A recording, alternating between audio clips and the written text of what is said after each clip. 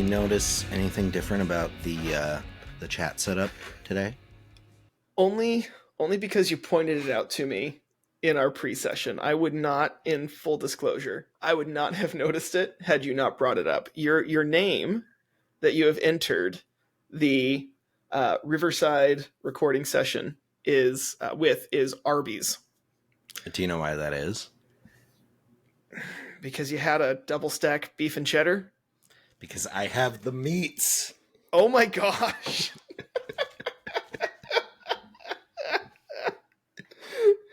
This is not going to make sense to anybody who's not watching the YouTube version. No, but that kind of makes me love it a little bit more. Oh my gosh. Do you want to explain to them what just happened? You held up 2 briskets. Yeah. two I want to make it very clear, they were point cut briskets. So 2 halves of a brisket. Yeah. I was going to say they looked small. Yeah.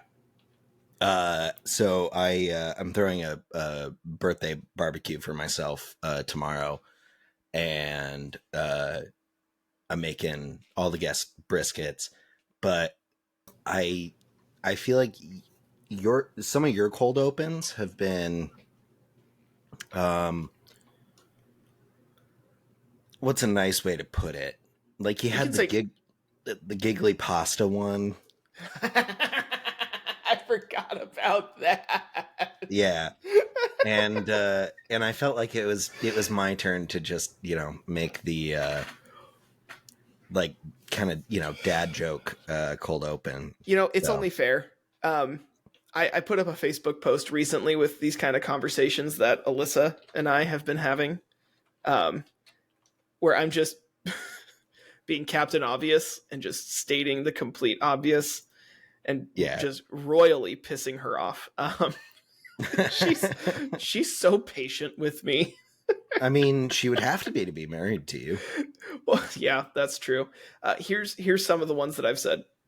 So we were at the temple, the LDS temple in Carmel, Indiana, which is just north of Indianapolis. And we saw a car with an Oregon license plate. And she's like, wow, I wonder what they're doing here.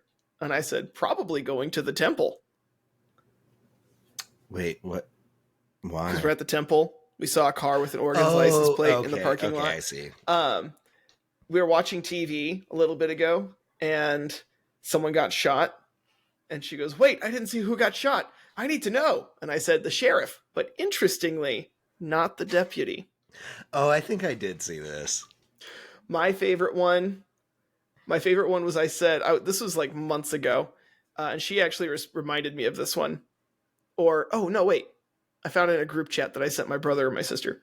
Anyway, I said, Ich bin's Menschone. And she goes, oh, yeah.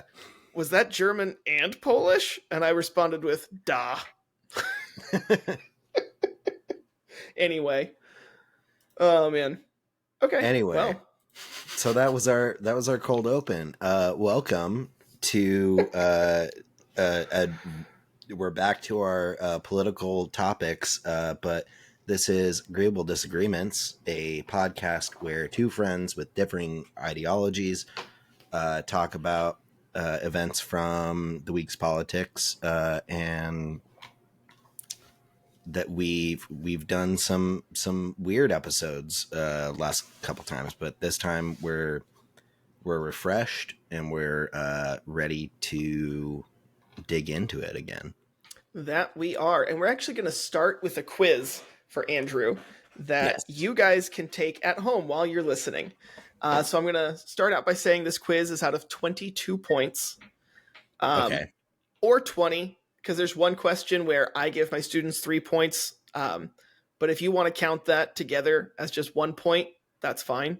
That would take it to 20, because we can even start with that question here in just a moment, and you'll see why I count that as 3. But for those of you who don't know, I'm a social studies teacher. Right now I'm teaching 5th grade social studies, which in the state of Indiana is United States history. And we are at the part where we've covered the Revolutionary War, and now we're talking about the actual civics portion as it applies to them. So the Constitution, what it says, how it dictates the separation of powers, and all of that. And so this quiz specifically is about the basics of the Constitution. and Congress. I feel like you're setting me up for failure already. I don't know, man. Hey, we took the Like, same this AP test government is class. really, really easy, and only an idiot would fail. Okay. Well, to be fair, who was Taft's vice president? Man, I don't even know that. Yeah, exactly. That was my point. So to be fair, this is a hard test, and I made it to be hard. My students get the benefit of guided notes that they have taken that they are allowed to use on the test. Okay. And I even saw that they were not doing it. They were not doing the guided notes right, in the sense that they were wasting a lot of their time talking instead. Wait, is this just a civics test, or is this a citizenship test? Civics. It's just about basics, an overview of the Constitution and Congress. I think I already failed because when you posted it on Facebook, I thought you said that it was like a mock citizenship test. No. Which, okay. Well, I would do that if I was teaching high school. So I've had 3 adults take it so far. The highest score is 16 out of 22 right now. Yikes. Yeah. But again, my students have guided notes, and they're actually taking the test twice because majority of them bombed it the first time. And so I'm giving them the opportunity to restudy and retake the test. Okay. What's the name, age, and social security number of the adult who did the worst on the test so far?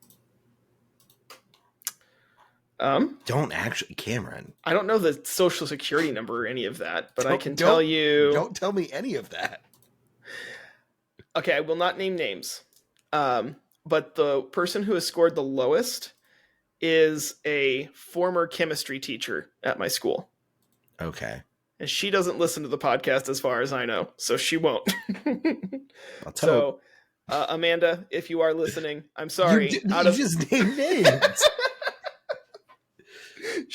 I'm sorry, but you scored the lowest so far. We'll see if Andrew can score lower than you. Okay. All right. Wait, that's not the goal. Okay. So I'm actually going to take the test with you here. So I'm going to type your answers. That way we can get a good score at the end. I'm just going to type them as you say them. Okay. So your first name is Andrew. I'm going to type that. I'm sorry. What is it? Arby's. Thank you. Okay, done. So this first section is just basics on the Constitution. Okay. I will give you the choice here. Do you want to do it open-ended, or do you want me to give you the multiple choice answers that I have? Because I have a lot of, we call them EB or emerging bilingual students who, so one of their accommodations that I give is multiple choice instead of open-ended. I will let you choose. Do you want to do this open-ended or multiple choice?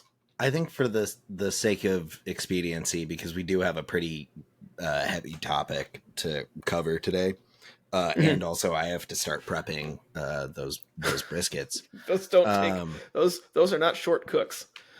Well, no, I'm not cooking them. Excuse me. Smoking. Sorry. That's a form of cooking. God, I should make a food science test for you. No, I'm not smoking them today. I'm gonna wake up super early in the morning tomorrow and smoke them, but I need to put on my my binder and my rub and I see. Get everything prepped. Gotcha. So all right, so open-ended. No, I think the multiple choice, that would be quicker, right? Well, I got to read all the answers in multiple choice. Oh, that's good. That's a good point. Yeah, I guess, you know what? Let's do open-ended. I believe in you. I was thinking that would actually make it, like, the multiple choice would make it easier for me. If you're reading it, it would make it easier. It would make it faster. But you're not. So. Okay. All right. So what is a constitution? Constitution is a outline of the structure and basic laws of a government. Ding, that's good. All right. The multiple choice answer I had for them to choose was laws that frame and shape how the government works. So, nailed it. I mean, frame and shape, I feel like that's a synonym for structure. So I think wholeheartedly agree. So this is the 3-point question. What are the 3 branches of government? Legislative, judicial, and executive. Wait, of our government? Yes. Oh, okay. Not the shadow government. I mean, no. Then there's 4, and it's that's Illuminati. built within the judicial branch, oh, specifically you're right. the Supreme Court and their shadow docket. Okay, moving on. That's another episode. What is the main job of the legislative branch? To make laws. Good. I had to write laws, but that's equivalent. I'll take it.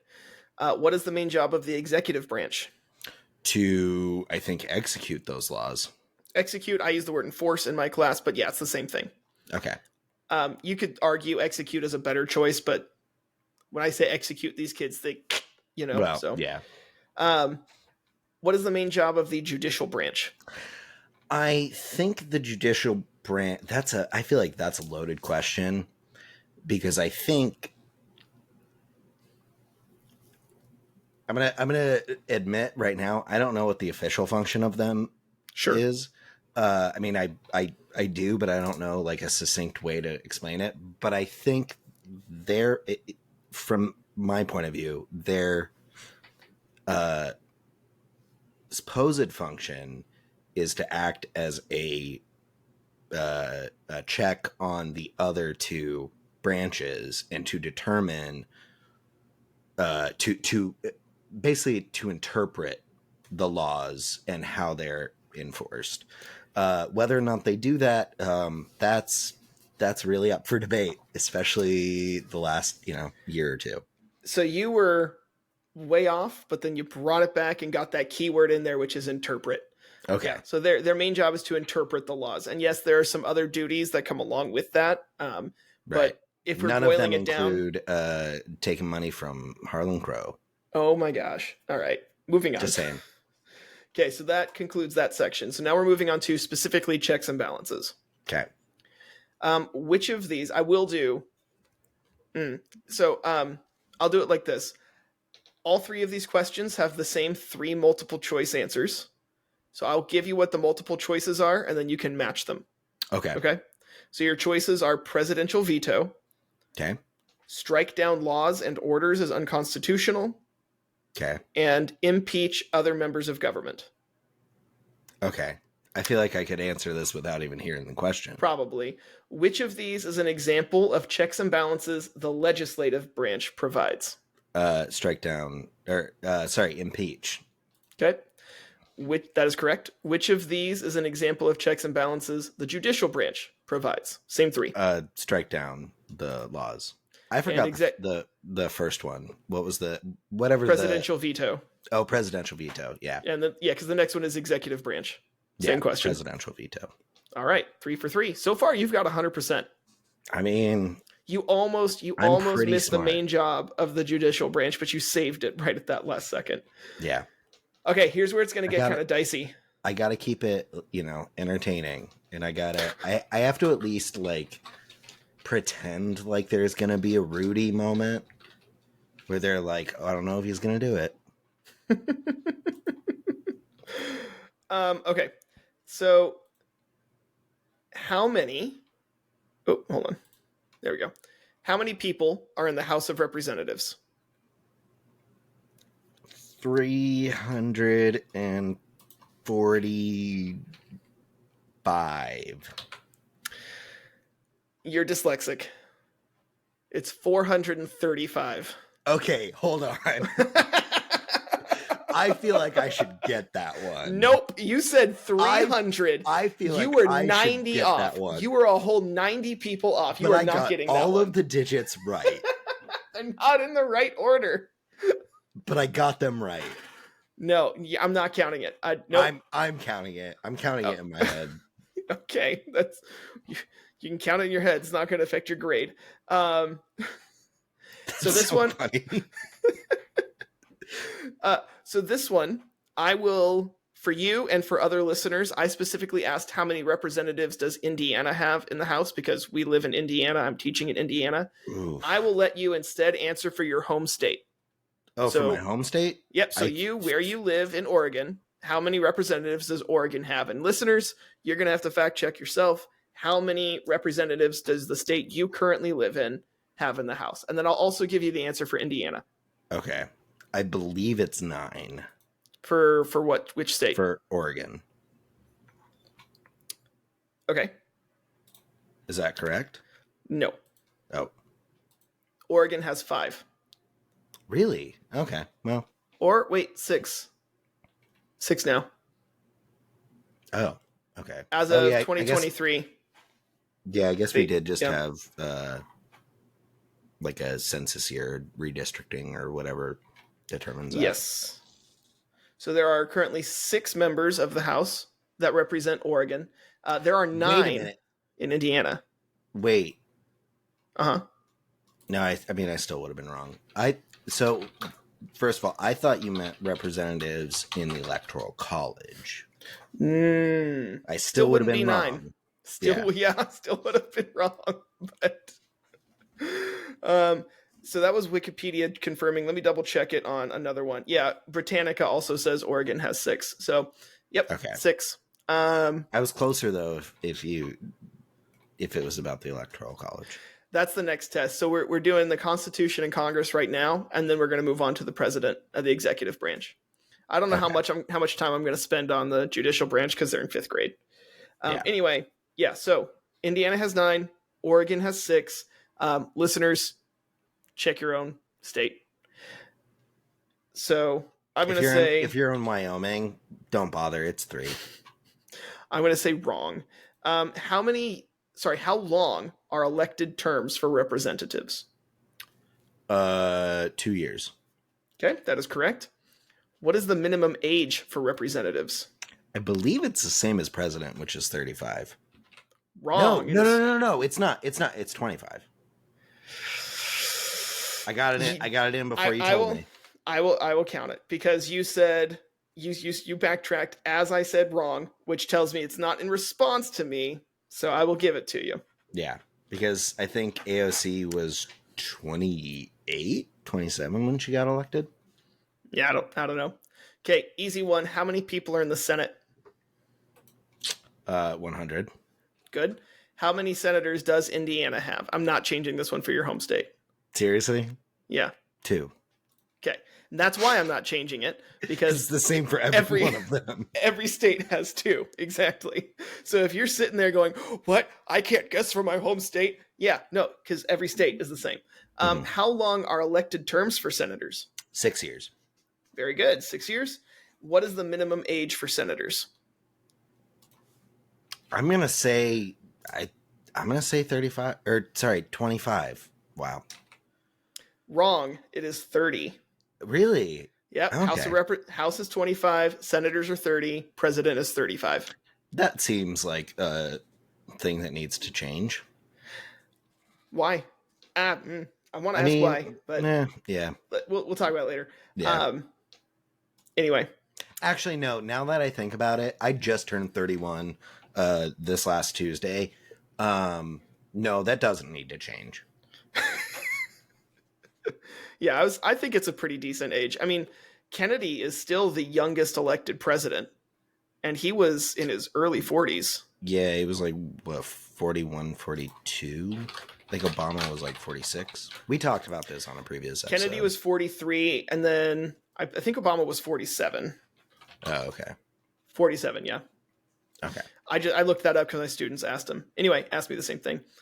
What is the difference? Oh, we're moving on, by the way, to a new section. How bills become laws. Okay. What is the difference between a bill and a law? A bill is a proposed law, and a law is when it actually gets enacted. Okay, that is true, but what is the difference between them? Like, what happens to make a bill a law? Because the section is how bills become laws.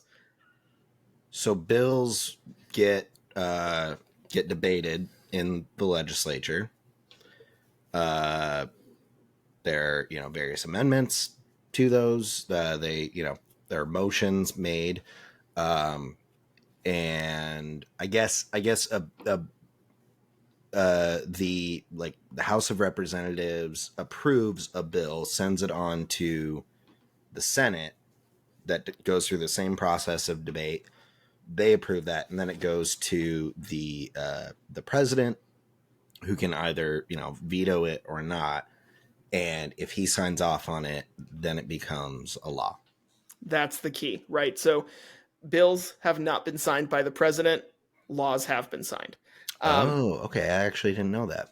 Yeah. There is one situation which I will ask you about. Yeah, there is one situation which I will ask you about here in a moment. Executive order. No. Oh. You'll see. Okay. You got it right. I'll give it to you because you gave me another answer that is true, and then you explained to the answer that I was looking for, so I'll count it. Okay. This is a true or false question. Oh, and before we move on to that, actually, you said false. Something interesting. Black Bears. Bears beats Battlestar Galactica. You said something interesting. You said that bills start in the House. They can start in either the House or the Senate. Oh, okay. I didn't know that. Mm-hmm. They can start anywhere. Okay. So true or false, both the Senate and the House must pass the exact same bill for it to be sent to the president. I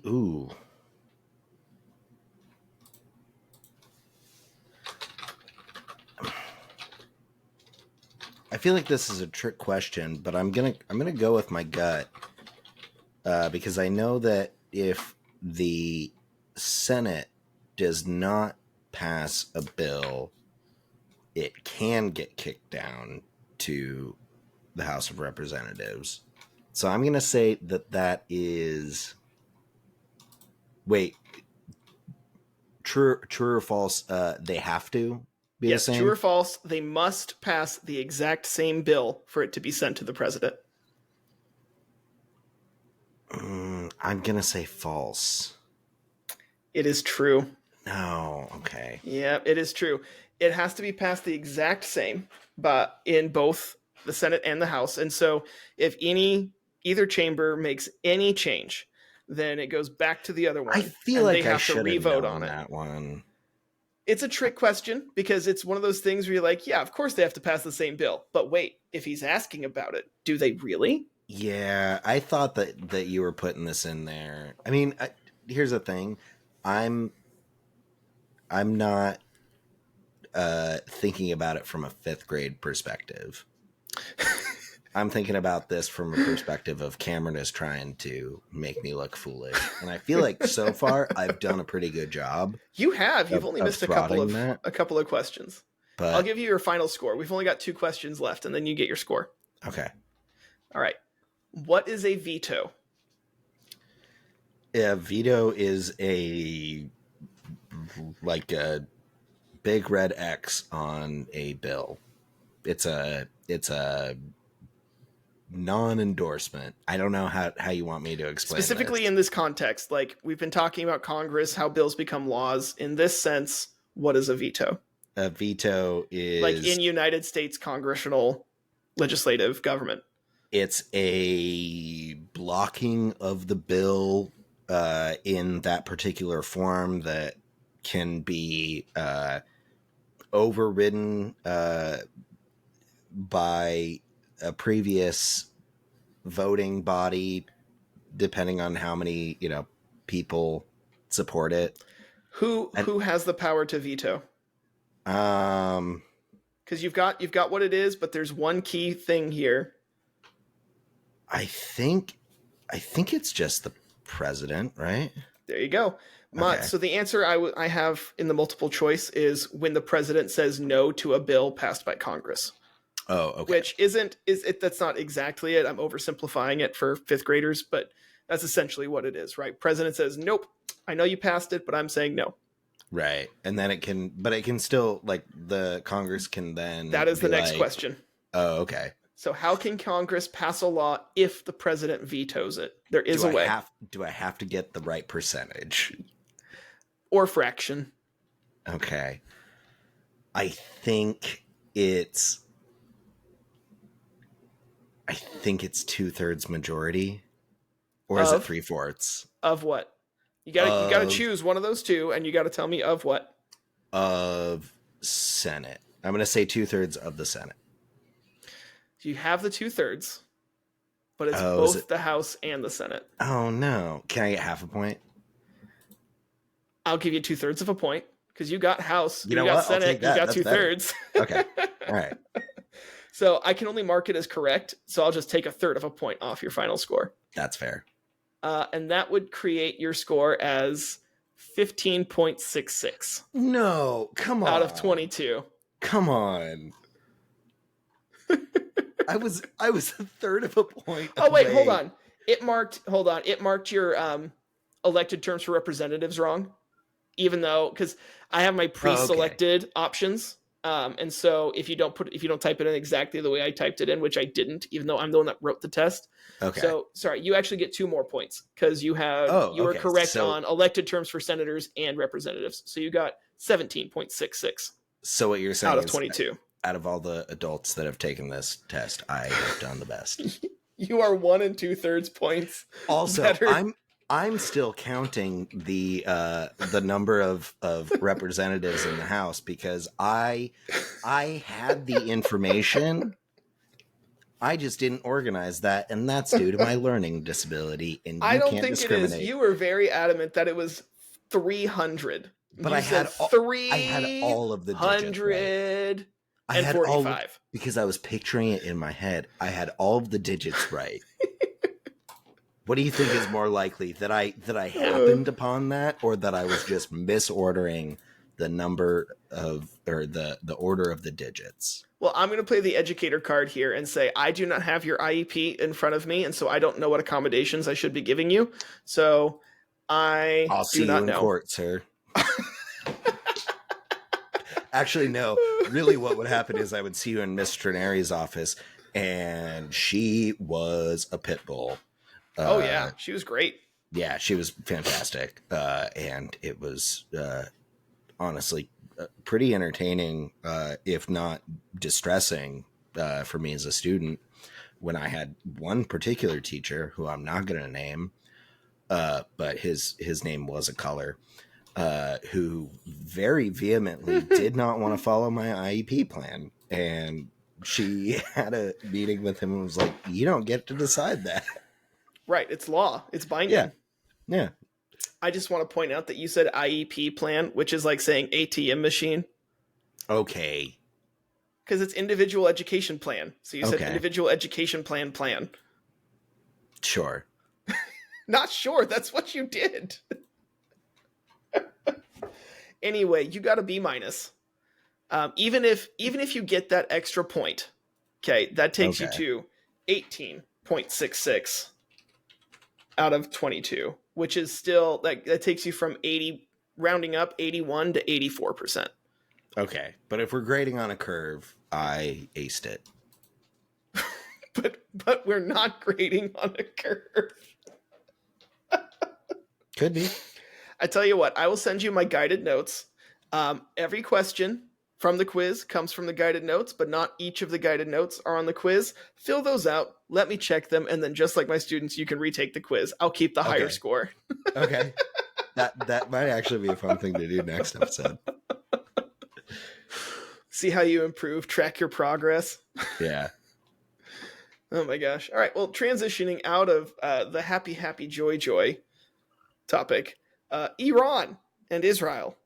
Mm-hmm. Whew. Lots of stuff happened recently. So much to the point that we were originally going to talk about abortion tonight. And then we both were like, no. Yeah.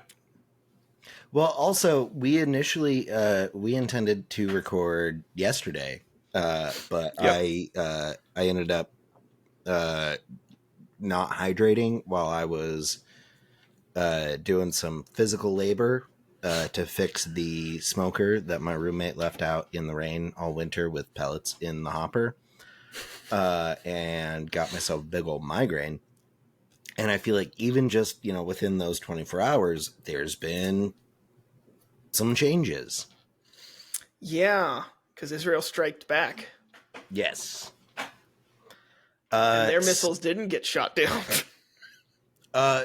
Wait, so I actually only heard I only heard about this when I was listening to NPR on my way to work this morning. That's when I heard that they had retaliated. And then when I was driving back from work this afternoon, the only part that I heard was Iran's claim that they shot it down and that there were no injuries. So I actually don't know. Oh, maybe it could be. I didn't know. I thought I saw somewhere, but I'm looking at it right now and I don't see coming anywhere. From Iran, I mean. So it says, first of all, I want to say I'm looking at CNN World right now, and this is saying that. Oh, it appears that I froze, at least on my end. You're still fine. No, you froze on my end too. Oh, you're back. I'm back? Okay. Anyway, so it looks like the scope of Israel's counterstrike was not very much. Yeah, it wasn't nearly as large as the Iranian attack. Yeah, and Iranian officials said air defenses intercepted 3 drones close to an airbase where explosions were reported. However, Israel has not commented, and Iran has not identified the source of the attack. Oh, okay, interesting. I think the CNN website is what was bogging me down because I closed out of that tab and I immediately am seeing less lag on my end. Yeah. CNN is a RAM heavy website, apparently. But okay, so the limited amount that I heard was that, I mean, I guess maybe I just assumed that it was a missile attack. It looks like it was a drone strike. Okay. An attempted drone strike. Okay. However, I mean, 3 drones compared to Iran launching 300 missiles. Oh, like, that's almost more like 100. AP, not AP. Hold on. I mean, either way, I think there was one child that was injured by those. So, I mean, they weren't successful. Well, it's because Israel has that Iron Dome. Is that what they call it? I can't remember. Yeah, there's Iron Dome, there's David's Sling, and then there's Arrow, I think. Yeah. I'm not sure what all of those are, but... So according to the Associated Press, Iran launched over 300 missiles in an attack late Saturday night, and Israel, working with a U.S.-led international coalition, intercepted 99% of the incoming fire. A handful of missiles managed to land, causing minor damage to an Israeli military base and seriously wounding a young girl. Yeah, that's the young girl is the one that I heard about. Yeah, so all things considered, I feel like Israel got pretty lucky with that. Right, but here's what I think is interesting, is all of the, at least the U.S., Germany, and I'm pretty sure Italy also said this, but they're the 3 largest suppliers of weapons to Israel. I think all of them said, hey, don't be too hasty. And Israel was like, we're going to make our own choice. And we're definitely going to, defend ourselves against it. I don't remember exactly what was said, but I think the tone was like an unprovoked attack. Which I think is interesting because it certainly was not unprovoked. I mean, we can talk about that in a second. I will say, I lost my train of thought. What were you saying? What was the first half of what you just said? They said that they're going to make up their own choice. Oh, right. Not to respond too hastily. I will say, like, even Iran is playing down the situation. So the fact that both sides, they will.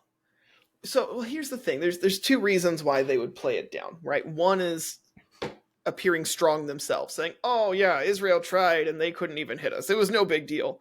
Yeah. But then the other reason is, no, seriously, it's not a big deal. Not much happened. We don't even know what's going on yet. Yeah, I feel like they're taunting Israel, being like, "That's the best you got." It could be either one. It very well could be that. But if it's just 3 drones, it could very easily, in my mind, be, no, we just intercepted 3 drones. Big deal. Big whoop. Yeah. Yeah, I mean, I feel like it.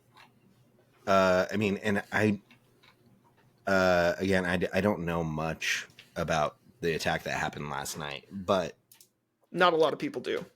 It's I developing as we speak. Yeah, I could see a possibility that it was like Netanyahu, was talking a big game, for lack of a better term, fucked around and found out. I'm gonna mark clip. Yeah, sorry. Look, I hear the kids saying it these days. We got to keep this show relevant. We hang out around very different kids. My kids are all no cap, yo. They're definitely saying that. They're not saying it around you, though. They're saying that first word. They're not saying the around and find out thing. I don't think they know what that is yet. Anyway, keep going. Anyway. Netanyahu screwed around and found out. Yeah.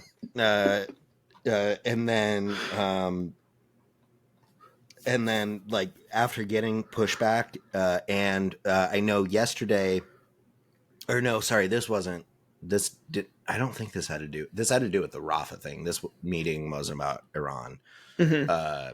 But I think he got enough, like, pushback from the Western nations that are kind of, like, supporting Israel. Sure. That possibly, and also, like, 10,000 Israelis who have been protesting against Israel's actions. And I think maybe it was like him, if it was just 3 drones, maybe it was just him trying to save face and, like, make a show of force that's pretty consequential. Is that the right term? Yeah. And basically, like, it was the ballistic ordnance version of pulling your punch.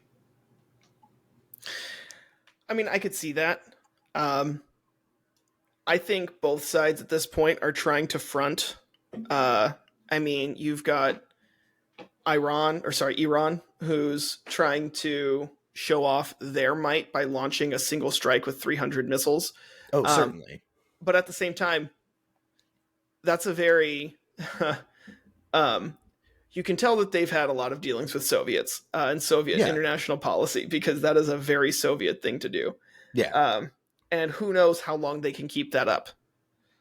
I mean, I would bet that it's certainly not longer than Israel can keep it up, particularly if we continue to pump in as much money and send them as many weapons, and they continue to be one of the, like, largest exporters of their own weapons that they've developed, particularly in the case of drones and higher tech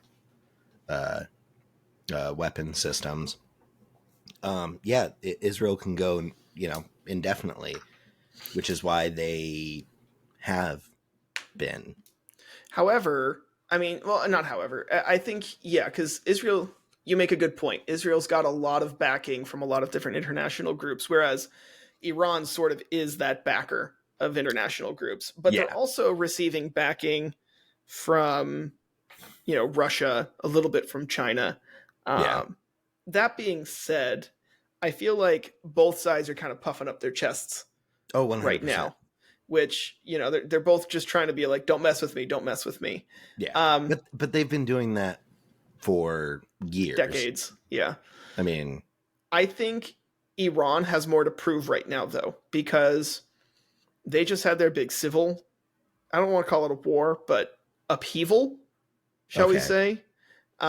And so, like, their government has been reshaped and reformed in the last couple of years. Mm-hmm. Their government is trying to establish themselves as a power to be taken seriously. Whereas Israel's already being taken seriously. And Iran has such a long-standing contempt for Israel. I mean, I remember in the 2012 Olympics, Iran almost pulled out because they said if you look at the logo for the 2012 Olympics in a specific way, it looks like it could spell out Zion. Yeah. So we're pulling out. And I don't think they did pull out, but they threatened to over something so trivial. Right. I think Israel is in the right, at least in this one. I think I don't, because at least in this isolated case, Israel started it. Israel. Are you referring to the bombing of the February 19th? Yeah, not an annex, an embassy.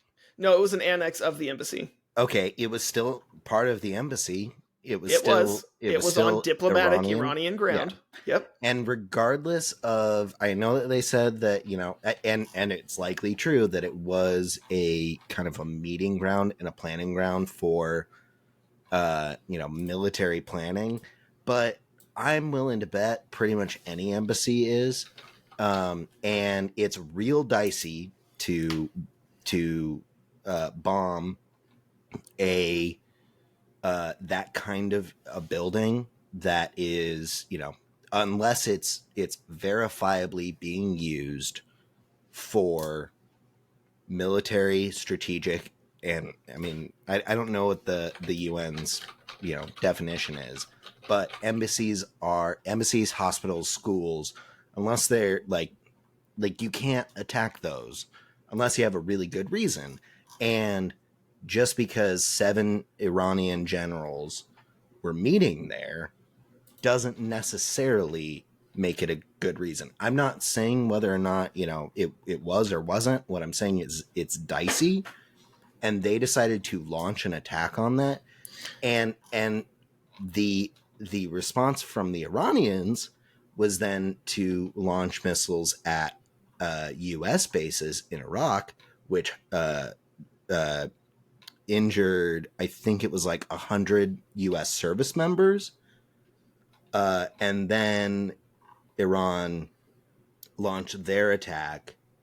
And I mean, really, like Israel is just being, I think it's indicative of what they've been doing throughout this whole campaign since October 7th, is they are not thinking about potential consequences of their actions, and they're taking, it's not necessarily them that's risking stuff when they make decisions, and they're not caring about, who else is going to be affected, which is why I'm really disappointed in, the U.S. government, the German government, the Italian government for not taking more of a stand to be like, hey, like, you have a right to defend yourself. You don't have a right to induce a famine, to try to eradicate a nation that possibly has some claim to sovereignty, or, at worst, an ethnic group. So a couple other things to go on here. This was not an attack on a base or on an embassy. Consulate is actually what it is. We've been saying embassy, but it's a consulate, which is not a whole lot different, but it's different enough to make the distinction. Anyway, it was a consulate compound not in Israel, but in Syria. In Syria, yeah. In Damascus. But it was and it was on April 1st. Okay, what am I thinking? Oh, February 19th is a different thing that I think I'm going to bring up later. Okay, let me Google that. That was the slaughter of 100 people as they were trying to receive aid from a truck that was led into Gaza. Oh, okay. We can talk about that in a second. Anyway, let's stick to this first. I think so. Here's the thing: they targeted only a certain part of the compound, not the entire thing, specifically so that only 16 people, or to minimize casualties, and 16 people were killed, right, including a high-ranking commander from Iran's Islamic Revolutionary Guard Corps, Brigadier General Mohammad Reza Zahedi, and several other IRGC officers, many delegations. Oh, sorry, that's just something else about how people said it breaks. They claimed it breaks the charter of the UN. Right. Which it may, and it's dicey, and I'm like, I'm less. I don't necessarily have a problem with like whether or not it was legal. What I have a problem with is that worth the consequences that could have happened and the consequences that did happen for us specifically, and the 100 service members who were injured in Iran's retaliatory attack on the base in Iraq. So I'm going to say, you could argue that it's a brash action, but when I look at the decisions that Israel has been making in this war, it seems very calculated. And so I would totally agree, but I think that the reason the ends that they are calculating to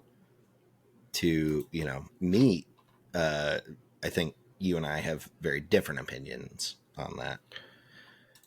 So, I mean, yeah, but here's the thing. I think that they weighed the consequences and decided that, yes, if we can execute this correctly, we're confident that we can defend ourselves from potential repercussions. And I think that's their absolutely defense, true. Well, and I think that defense that they held up against those 300 missiles from Iran kind of proves their point. Yes, they totally can. Because they're not, the problem that I have is that they're not the ones that are paying the consequences necessarily, because they are pretty safe, relatively. They have the Iron Dome. They have, David slaying, whatever those things are. They have a lot of weapons. They have a lot of funding. They don't, and they're receiving very little pushback from these other governments who are contributing to their ability to continue making those brash decisions that they really don't have any consequences for. So they can antagonize Iran, another nuclear power who. Okay. But let's be honest here. That antagonism is not one-sided. I would say certainly not. Yeah. No. Right. I would even argue that the antagonism coming from Iran is more serious because they're a significantly larger country, not only by area, but also significantly by population. They have a much larger military. I don't know how well funded their military is. I don't know the quality of their military or like their rockets, missiles, bombs, whatever. But yet, from my understanding, though, is that they do not have viable thermonuclear weapons. They have the ability to create them. Yeah. But from what I know is that they haven't shown that they have the ability to launch them, or that they've even enriched enough materials, uranium, plutonium, whatever uranium, they're using now. 235, whatever it is. Israel absolutely does. So here's the thing. You look at their geography. Okay, let me just pull up a map of the Middle East. Not that you can see it, but it'll be good for me. I have a general idea. Israel doesn't have any friendly neighbors at all. Yeah, I wonder why. Well, here's the thing. I mean, it's not Israel's fault. It's not. It's Britain's fault. You're right. Entirely. You're right. That being said, they haven't helped themselves. Sometimes they have, sometimes they haven't. There have been several times where they have tried to have peace talks that have been refused. For example, the stuff going on in Gaza. Israel has sent tons and tons of ceasefire proposals that Hamas has rejected over and over and over again. Okay, but without knowing what those proposals are, I'm going to say those are disingenuous proposals. And if I were Hamas, I would probably not accept them either. Because ultimately what Israel themselves have said is that not Israel, Netanyahu has said, and he may have publicly changed his tune in the last couple months, but he, from what I know, he has no interest in the existence of a Palestinian free state in any form. So here's and his proposals, from what I know, have not haven't been they've been a little bit lackluster in terms of compromising and finding a peaceful solution. And so, I mean, in that regard, I can't really blame Palestinians or Hamas, however you want to classify people in Gaza. So here's the thing. You're right in saying that a lot of current Israeli leadership does not want there to be an individual or free Palestinian state. However, also to be clear, that does not necessarily reflect all of Israel. That's true. Or its citizens. True. That also being said, here is what Hamas said 6 days ago when they rejected the most recent ceasefire agreement or ceasefire proposal. They said, and this is from Reuters, published on April 13th, "We reaffirm our adherence to our demands and the national demands of our people, with a permanent ceasefire, the withdrawal of the occupation army from the entire Gaza Strip." Sure, I'm down with that one. Okay. "The return of the displaced to their areas and places of residence." Okay. So basically returning hostages and refugees. Also fine. I interpreted that differently. I think it's the return of the people that, and I don't have statistics on this. Really, what I have is like, videos that we see on the news of IDF soldiers going and kicking out people from their houses. I think that's what that's referring to. So let's talk about, let me finish reading this, and then we'll talk about why that's happening and why I think their response is disingenuous. So they also say intensification of the entry of relief and aid and the start of reconstruction. And that's the end. Now, you brought up a point that connects to that, and I think helps drive out a couple of points that I want to make. Okay. First of all, we have a lot of evidence, a lot of evidence showing that Hamas is blocking a lot of entry of relief and aid. No, we don't. Yes, we do. Not according to USAID, not according to UNRWA, the UN body that Israel has essentially kicked out, which is the entire reason why World Kitchen was taking up that responsibility to distribute food in Gaza that ended with, I believe, 3 of their aid workers being killed. That's also, it's not Hamas that has killed 200 aid workers in Gaza. It's also not it's not Hamas that is saying, we've allowed 400 aid trucks daily to go in, when really it's about 200, and because of the restrictions on what Israel is allowing to be sent in, including things like wooden crutches, basic medical supplies, and sleeping bags that are deemed military equipment because they're a certain shade of green, those trucks are half full. And those 200 trucks, if they were totally full, is half of what I believe half of what the UN says is needed to prevent a catastrophic famine. And regardless of whether or not you have a right to defend yourself in any armed conflict, especially as a member of the UN, you have a responsibility to at least not commit war crimes, like using famine as a weapon.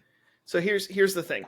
Why does that aid need to come through the front? They have a border with Egypt that is completely open. Why don't they send the aid through Egypt? I mean, that's a good question. I think one of the answers is that Egypt, I think more the entrances to Gaza are largely not controlled by Hamas. Okay, well, that border between them and Egypt doesn't touch Israel.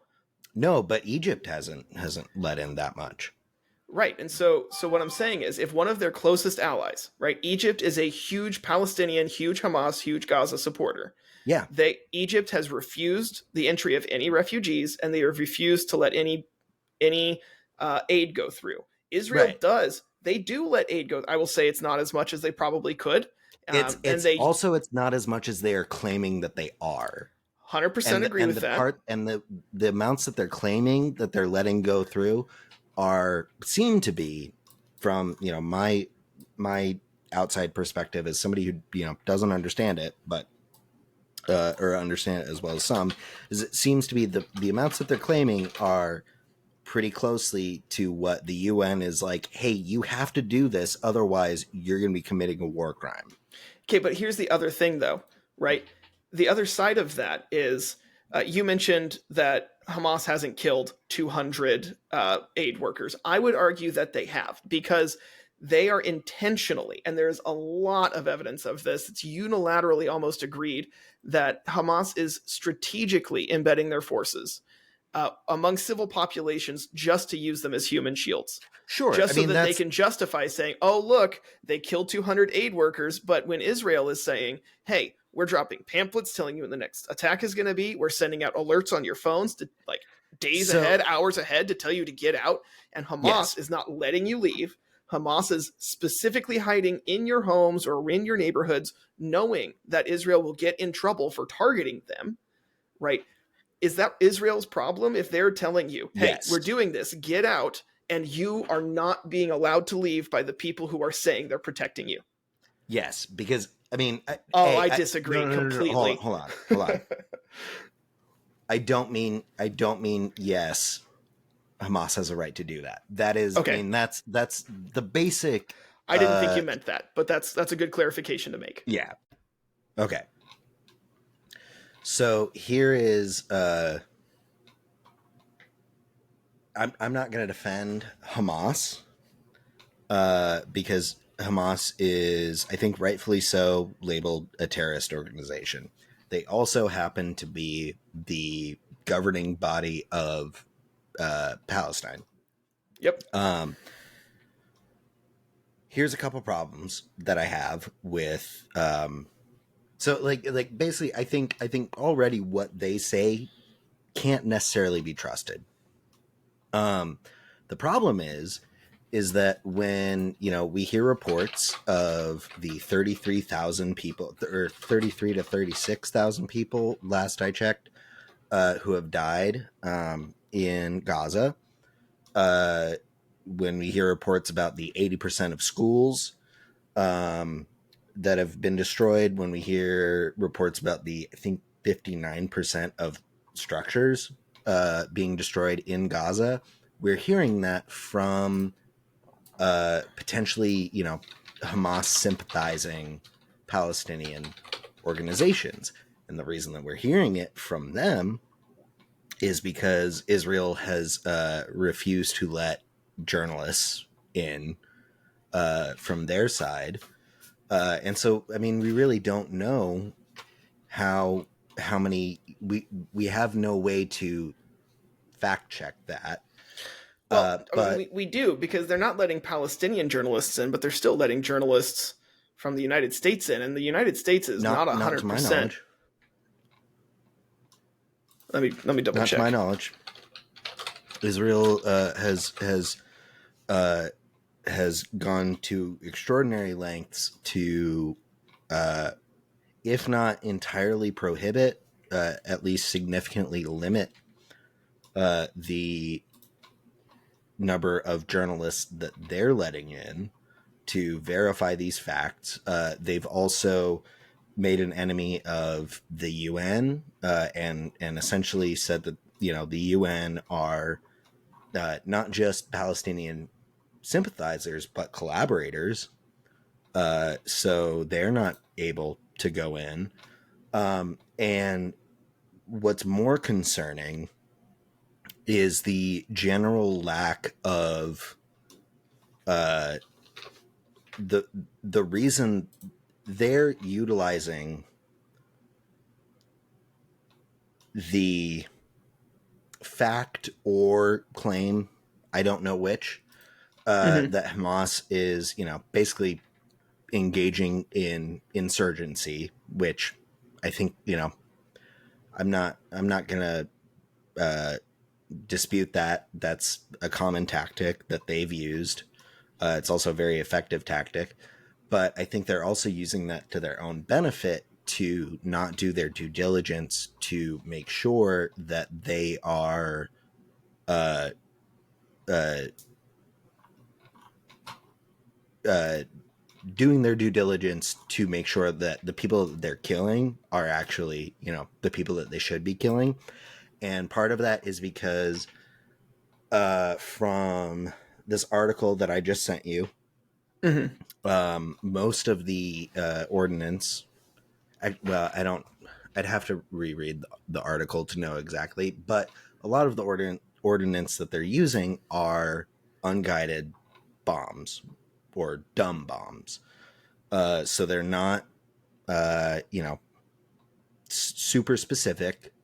The other thing that's really concerning is that the number of aid workers that have been killed, which the 200 that we know of that have been killed, I don't know the exact number that have been killed by Hamas or by Israel, but I am fairly certain that the majority of them have been killed by Israel, including the I think 3 workers who were killed from World Kitchen.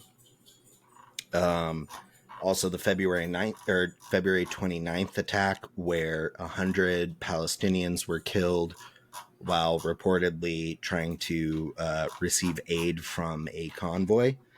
And then most concerning is this article that I just sent you, which I think should be taken with a grain of salt because it's a recent article. And I don't think that there's been a chance to thoroughly vet all of these facts, but this publication... I'm looking through it, and a lot of it just says, was revealed, but it doesn't say, like, by who, just by an intelligence officer. By 7 intelligence officers in the Israeli government, military. But this publication is jointly produced by Palestinians and Israelis. Yeah, I saw that, which is pretty cool, I think. But what this article is about this basically AI program that Israel, according to the intelligence officers that they interviewed, Israel started using 2 weeks after the October 7th attacks. And it's basically Israel has developed an AI system in order to determine who are targets and who are not targets. And if what is true in this article, or if what is in this article is true, they are not, they're kind of just taking this algorithm's word for it. And they're not doing much vetting, except for very high profile targets like, you know, commanders, generals. But of the 30-something thousand targets that they've identified, most of them are very low level, and they're using things like, you know, phones that they that are known to be Hamas members, or houses that are known to, be owned by members of Hamas. But they're not checking on, in a time where communication has been disrupted, did somebody lend their phone? Is somebody housing, family who how are they supposed to know any of that? Because it's their responsibility to know that. They have a legal responsibility according to the UN, according to the Geneva Convention. They have a responsibility to make sure that they know at least enough to target a building that they see a supposed known Hamas member go into, and to know who else is in there, and to know that that there isn't going to be any collateral damage. And I think what this article talks about, but also what we've seen, is that Israel is not doing that. So, first of all, they totally are doing that. They are not. Okay. Yes, they are, because they wouldn't target an area if there was nobody there. All right. That makes zero sense for them. Strategically, militaristically, economically, there is no benefit from just bombing a random place.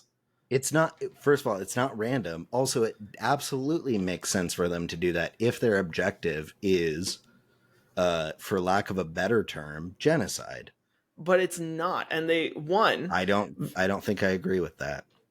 Okay. And I think if you take the statements of not only Netanyahu but also other, high-ranking Israeli officials, I don't think you can say that it's not genocide. As opposed to the official Hamas manifesto that calls for the extermination of all Jews worldwide? They're a terrorist organization. Okay. I'm not defending them, but I know you're not. They are not Palestine. But and you it's have Palestinians who are dying, but the only information that we have about who is or is not dying in Gaza comes from the Gaza Health Authority, and the Gaza Health Authority doesn't make a distinction between who is a combatant and who is a civilian. And because Israel is not letting Israel is not letting in other independent organizations that can, fact check that. I think strategically, we don't really know. The fact of the matter is, though, is that I believe, I don't remember which organization it was, but it was something like the UN or USAID or something. 50% of people in Gaza are in stage 5, like famine category, which is like catastrophic famine. Another basically the best level of like famine risk that anyone in Gaza is in is a stage 2, which is still pretty concerning. Or sorry, stage 3, which is still pretty concerning. And I think that is intentional. I think that there's been a gross disregard for the due diligence on the behalf of the Israeli government to make sure that they are not causing unjustified harm. And while they absolutely have a right to defend themselves and they absolutely have a right to go to war with aggressors, what supersedes that is their responsibility to make sure that they are not committing crimes against humanity, war crimes, that they're not intentionally causing starvation, that the people that they are killing are in fact people that they should be killing, and that they also are not killing people that they shouldn't be killing. And they absolutely have been doing all of those. So I'm a social studies history teacher. And specifically in my study, I have focused a lot on World War II and the era, I don't want to say and communism, but the communist era. Okay. And So we're going to include in that pretty much the Cold War, a little bit after that. And part of it is not just Cold War, like the war itself, but also like the different politics, policies. I'm not going to sit here and say that I'm an expert, but I have read more Marx than the average person who claims to be a Marxist. Sure. That being said, I have, during this time, I think what's happening is people are conflating genocide with what I would call the unfortunate standard of war. Now, what I mean by that is war is never pretty. There has not been a single war in human history that was not egregious and that did not have what we would consider war crimes today happening on both sides. Right. It has never happened. The famous idiom, war is hell. Right. War is hell. And not only that, but the victors get away with it, essentially. And I mean, the United States got away with war crimes from World War II. When they absolutely did. You're right. Same with Vietnam. However, go ahead. Oh, I think it's different when you're assigning a member of the UN treaties on what constitutes on what constitutes war crimes, and targeting a population based on a non-combatant population based on their location, based on their affiliation with a certain like ethnic group, intentionally using hunger as a weapon, having insubstantial regard for collateral damage, targeting non-military buildings like schools, hospitals, embassies, housing structures that you like. The burden of proof is on Israel to prove that these targets are, and they haven't shown that. Okay, so again, I'm going to say we're conflating genocide with what is standard in war, because when you look at let me finish. Okay. Because when you look at past wars, we've seen almost the exact same thing happens. Vietnam, Americans committing war crimes. Guess who's on the committee deciding what constitutes as a war crime? The United States. Right. You've got Germany, Nazi Germany, pulls out of the League of Nations once it gets to the point where it's clear that they can't push their agenda very much further, because they did. Sure. They were part of that committee that decided all of these things that the League of Nations was deciding. And then once it gets to the point where they can't have that say anymore, they pull out in 1933. After they're already committing, it's early days of Nazi Germany. So at that point, they're not rounding Jews up and sending them to camps, but they are heavy into eugenics. Yeah. And I mean, I think the first Nuremberg laws were enacted in 1932, and they were like seemingly innocuous stuff like, oh, Jews can't buy milk, or Jews can't buy bread on Wednesdays. Sure. I don't think that's analogous, though. Here's the thing. I'm not just trying to say it's Nazi Germany. It's every war has things that you can call genocide, because at the end of the day, genocide is some kind of targeting of a specific ethnic, religious, or group, however you want to define your group. Trying to eliminate that group is at its core the definition of genocide. At which point, really any war can be counted as genocide. And so you have to look more at things like the balance of power. You have to look at the overall context of the situation. If you compare the genocides that we've seen in the past, the Rwandan genocide of the 90s, you've got the Armenian genocide of World War I, the Holocaust. You have these the are groups Darfur of genocide people, that's ongoing right now. Exactly. Or the arguable Chinese genocide going on in with the Hmong people not Hmong, with the Uyghur people. Yeah. So none of these groups are terrorist organizations. None of these groups have a civilian population mixed with a militant organization that is intently attacking and calling for the eradication of the more powerful state that surrounds them. These are all groups that are seen as religiously, ethnically, some kind of inferior group that needs to be eradicated. And the only of these two sides that is calling for anything like that is Hamas. Now, I know you're not defending Hamas. However, Israel does not want to eradicate. They have been open and clear about not wanting to eradicate Hamas. They just want the hostages back. They've been very clear about what their demands are, and the demands don't even require Gaza being destroyed. They just want Hamas to say, we won't do October 7th again. And Hamas is saying, no. I don't think that that's accurate. And I want to make a distinction here, because I think the distinction that you made was I mean, I have issues with it, but I can see where you're coming from. I'm not. I think when I said that their intent is to commit genocide, I think that's you said de facto, feeling. Which means like it's not just a personal feeling. That's something that international leaders have called for. That's something that intellectuals, academics have called for. But at the same time, these are groups that Hamas has openly been targeting with their rhetoric for the last 30 years. Right, but here's I think you're conflating my meaning of genocide, or my use of the word genocide in a specific sense with really what I'm talking about, which is war crimes.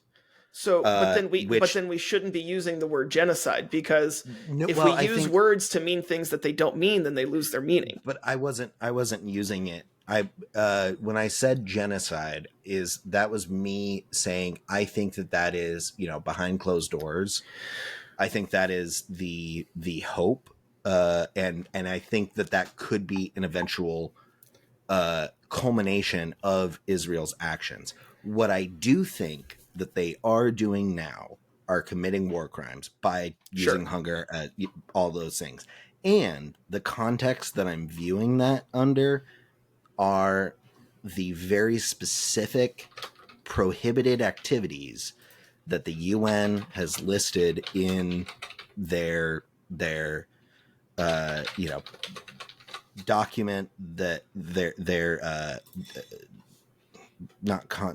governing documents that Israel has signed and agreed not to do, and that the UN now is accusing, with I think one member abstaining from the vote, one member of I think the Security Council abstaining from the vote to launch an investigation on whether or not specifically hunger being used as a weapon.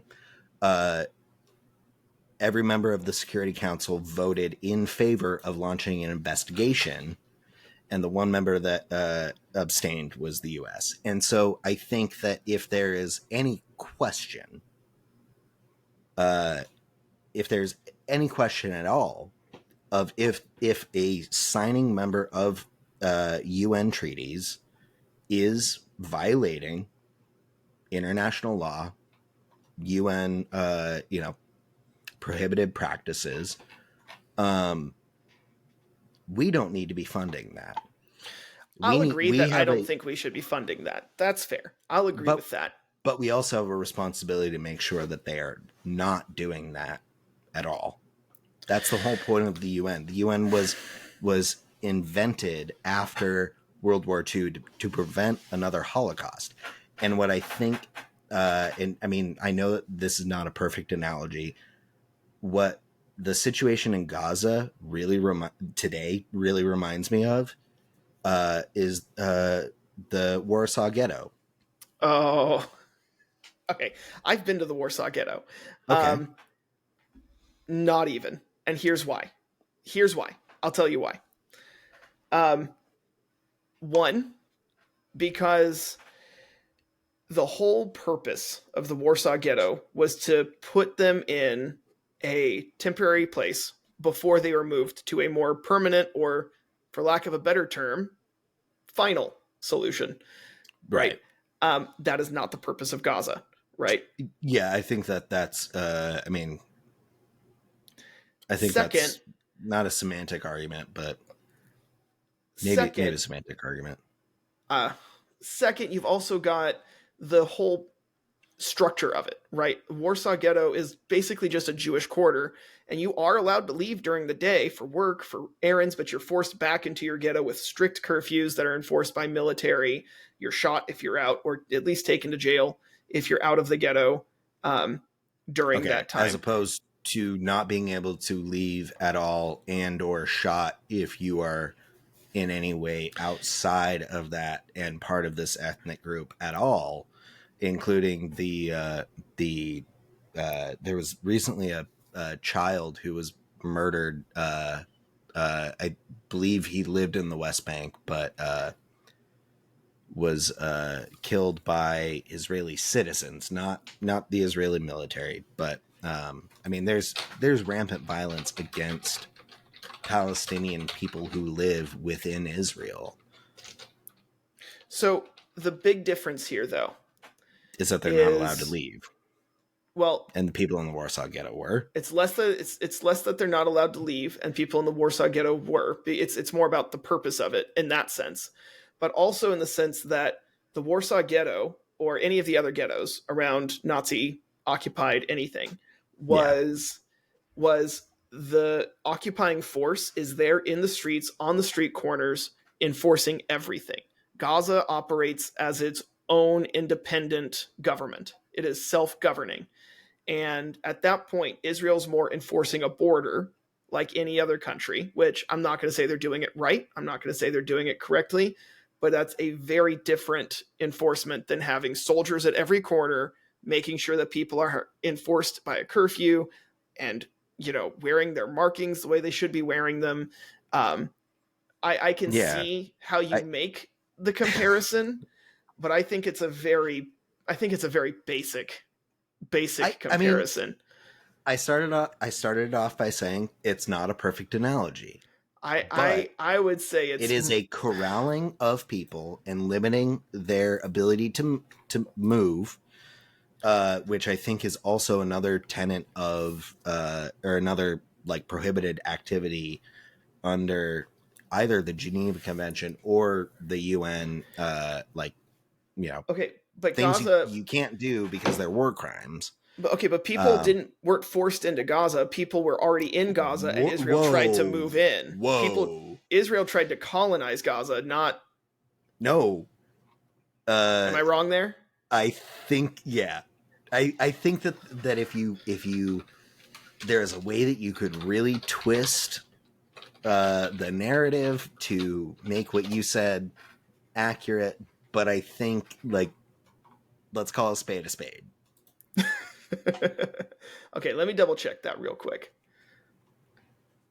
But while I'm doing that, my issue with the hunger, my counterpoint to the hunger point that you made, that's basic siege tactics, right? If any time you have had any war in history where you get to the point where we could either have this all-out bloody battle and everyone's going to die, or we can try and chill it out and have a war of attrition where we wait each other out. Right. Casualties are significantly less. Yeah. And it benefits both sides. And usually it takes a lot longer. Benefits both sides? What are you talking about? Well, here's the thing. You can have a lot of people starve and give up and end up surrendering before the war results in a mass elimination. Or you can have that mass elimination. So when I say it benefits both sides, I mean by that specifically more people survive. More people come out of it alive than had it been an all-out war. And I think more importantly, one of those explicitly and very clearly by the definition of war crimes is a war crime. So using hunger as a weapon is a war crime. Intentionally causing famine, not doing your due diligence to allow aid. That's even a separate part of what the UN lists as a war crime. Not allowing for proper aid or targeting aid workers or not doing your due diligence to make sure that you're not targeting aid workers, which is a very easy thing to not do. Okay, Those are war crimes. But again, when Hamas is using them as meat shields, Hamas is not a signing member of the UN. Okay. So here's the thing. Let's think of it from Israel's perspective here, because I'm not going to sit here and defend using hunger as a weapon. It kind of sounds like you're defending the governmental body that is using that, the one that we're allied with. Okay. If I'm forced to take sides, then yes, I would 100% do that. And I do think, as much as I don't agree with all of their methods, I do think the reasoning that Israel has for what they're doing is stronger than the reasoning Hamas has for what they're doing, in the sense that it's retaliatory instead of instigating. Sure. I'm not and again, defending. Honestly, I don't really have an opinion on who I think deserves to be right. What I'm looking at is and I'm not, what I'm looking at is an Israeli versus Palestinian. But the issue isn't Israel versus Palestine. The issue is Israel versus Hamas. Because Israel versus Palestine is very different. But Israel, as a country, as a nation, has agreed to uphold a certain standard of conduct. They're the ones that we are providing a hell of a lot of support for. And they're not living up to that. And I sympathize with the Israeli citizens who don't agree with them, but also those Israeli citizens are not dying because of this conflict. However, I fully don't support Hamas. I mean, I agree that they're a terrorist organization. So here's the thing. The Palestinian citizens who don't agree with Hamas, they're still dying, and I think there's pretty good case to be made for them being actively targeted, or at least negligently targeted and killed. And none of them are signers of this international treaty. So, I mean, I think there's a reason why these things are called crimes against humanity, because every human has a responsibility to uphold these certain standards. At least I think that's the intent of it. So here's the thing. Sorry, Israel made a conscious choice to sign it. They are making not only did they make a conscious choice to sign it, but they are making a conscious choice for all of their actions. And I'm not going to sit here and say that, oh, it's okay to use hunger as a weapon, but I will say I don't know what we're expecting them to do, because here's the thing, right? If they're screwed either way. If they don't let the food in, they're committing war crimes. If they do let the food in, they're also feeding the people who are attacking them. And why would they do that? So, and not only that, but anytime there is a war, it's really easy for people who are not involved in the decision-making to sit, like you and me, to sit and have these exact kind of discussions where we can say, that's not right, that's not okay. But when you're the one who has to sit there and say, okay, our choice is we can attack this city and try and limit casualties as much as possible, knowing that there's going to be some civilian casualties because Hamas is going to not let them leave, is going to use them as human shields, and is going to hide behind that to win over Western sympathy, because that is what they have been doing for 30 years. We all know that. Right. If we can do that, that's option A. Or option B, we do nothing. And then that because those aren't the two options. Well, what's the other option then? What the third option is that you put in the work to make sure that the people that you're killing are the people that you're killing. You also, I think, regardless of your justification for going to war, you first have a responsibility to not commit war crimes. That supersedes your care and your respect for human life supersedes your desire to or need to go to war or defend yourself. That is part of the binding documents that the UN has. Well, then the United States has committed tons of war crimes just in the last 15 years. 100%. And so my point is, but they also haven't been charged by the UN Security Council for having committed war crimes. Okay, because we run the UN Security Council, you know? No, that's not true. We were the one, we didn't vote against it. We abstained. But however, I think the other 15 members of the Security Council, or however many members it is, did vote to at least investigate Israel for doing that. But I mean, like, I'm not saying that I'm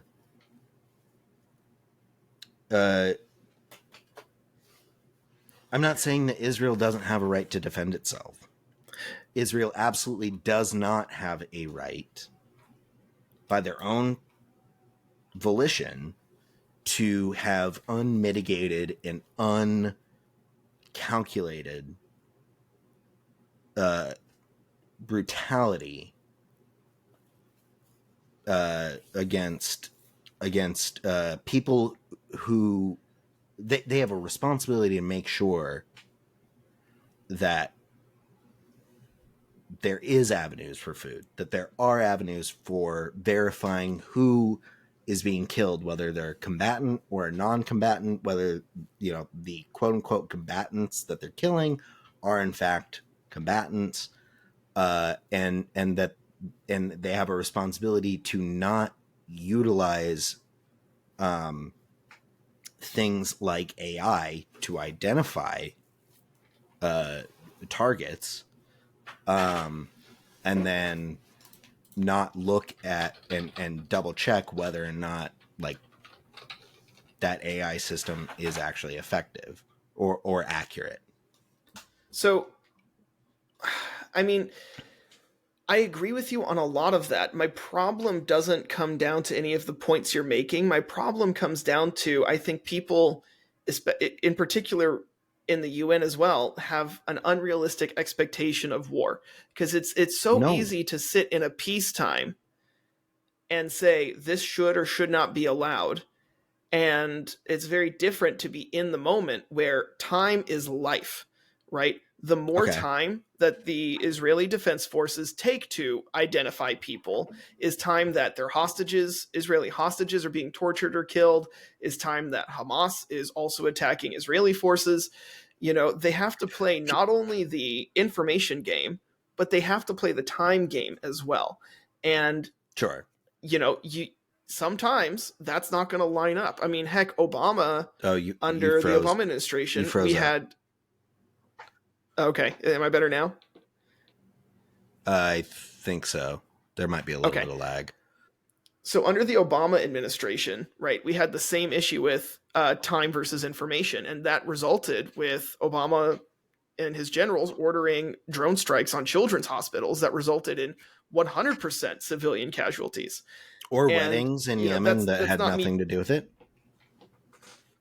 Right, exactly. Yeah. Now, that being said, you know, and I'm not sitting here to defend that, just like I'm not going to defend Israel for ultimately resulting in the death of a civilian. However, I understand that when you're playing that game of time versus information, sometimes information wins, sometimes time wins. And when one side wins, you lose ultimately. If your information side wins, that means you've lost out on a lot of time, and you oftentimes have lost lives that you could have saved had you acted sooner. But at the same time, if you act too soon, you end up in a result, loss of lives that information could have prevented. Yes. That's the issue that we have here. And I agree with you there. They are acting too soon.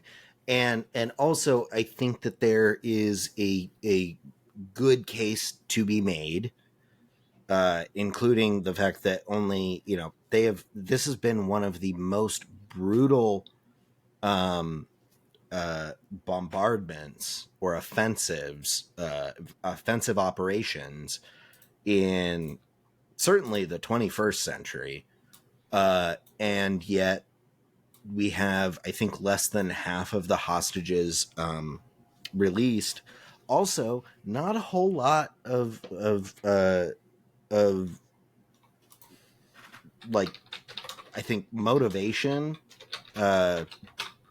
from the Israeli government to like reach a circumstance where that would facilitate for more hostages being released, which I think would, I mean, just a ceasefire would, in any form, would go a long way, and they've pretty much just refused to agree to any ceasefire whatsoever. Also, what I will say about like, I understand the whole war is hell thing, but and that lives are risked either way. But Israel has a military, very effective military. They have a very effective, very advanced intelligence force. And while I don't condone the number of airstrikes and drone attacks that happened under the Obama administration, there is a reason, and this is coming from something I heard on Pod Save America, which is a podcast hosted by former the former aides to Obama in the White House. There's a reason why when they found Osama bin Laden at his compound in Abbottabad, that they didn't do a drone strike. And it, I mean, it was in Pakistan, sure. But what they said was that the reason why they didn't just do a drone strike was because there was a responsibility to not unnecessarily injure or kill his family members. So they went in there with two stealth attack helicopters. Thankfully, didn't end in the loss of life. It did end in the loss of one of those attack helicopters, and which potentially presents a security risk. So it wasn't without its cost, but there is a way to do it, and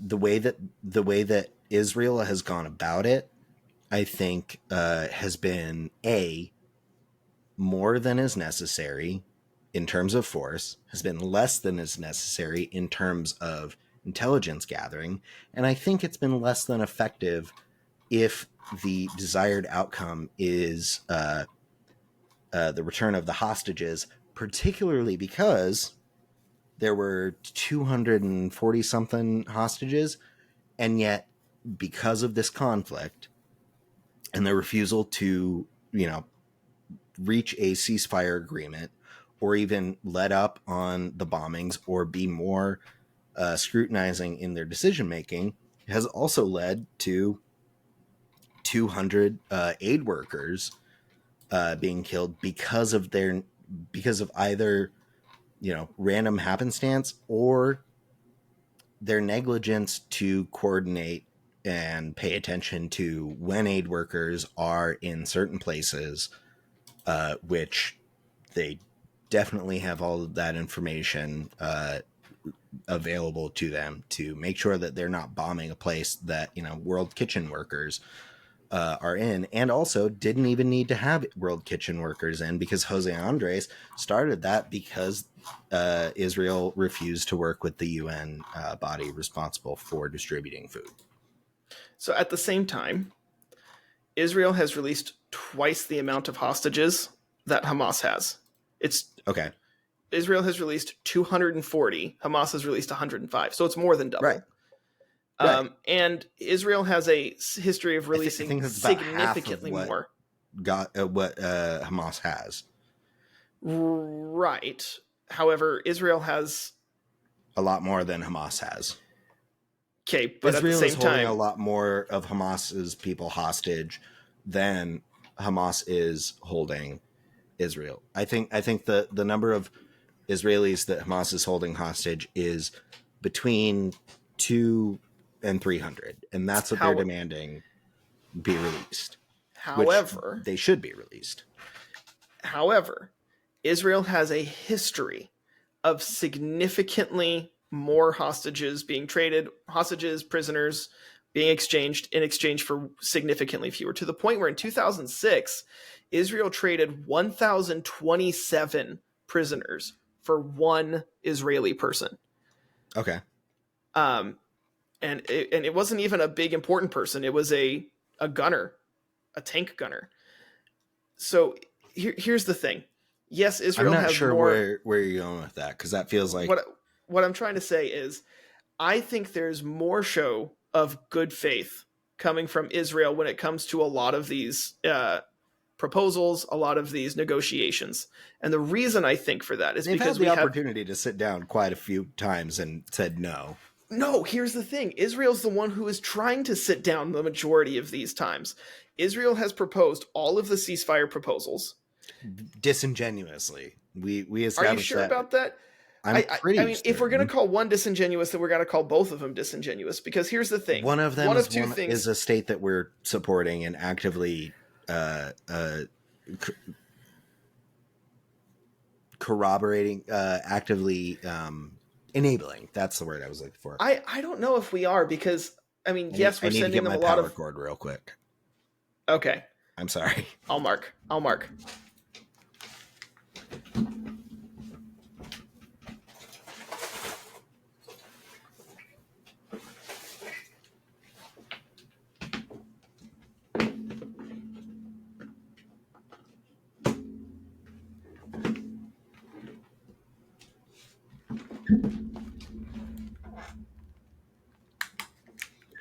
I'm sorry, that was really bad timing.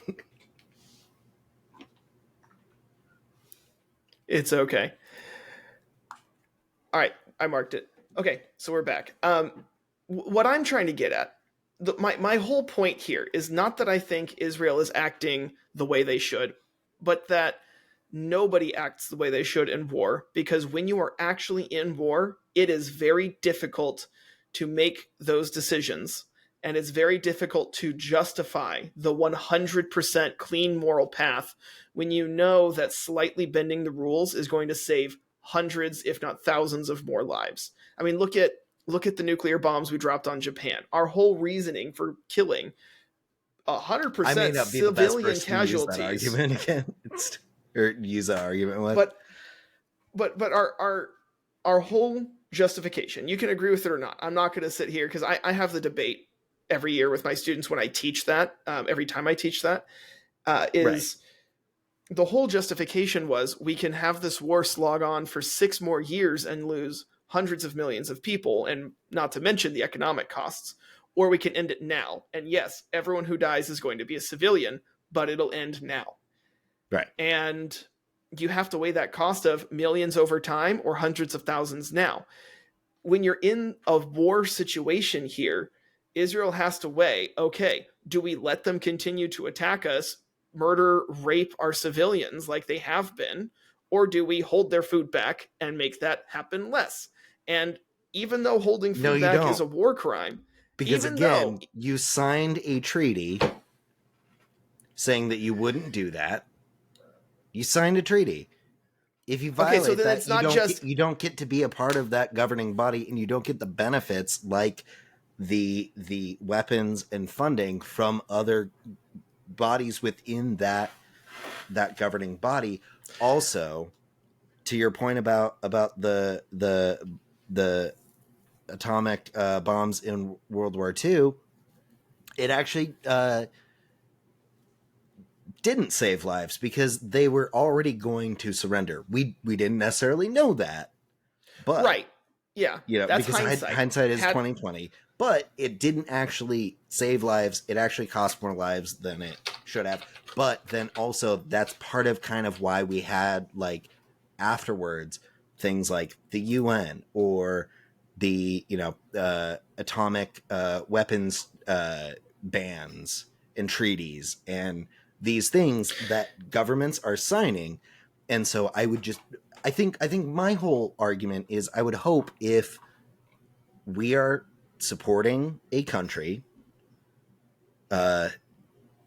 and they have signed these documents, they've agreed to these rules in order to be a part of this larger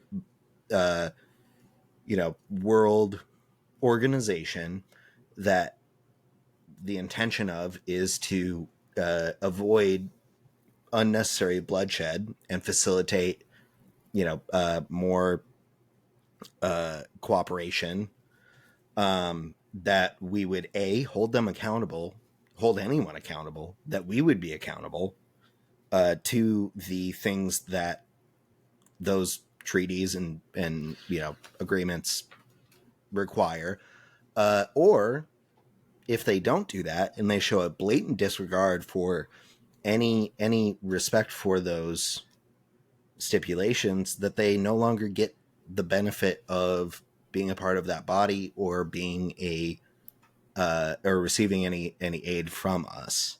So a couple of things, and I don't want to go too much into the wars.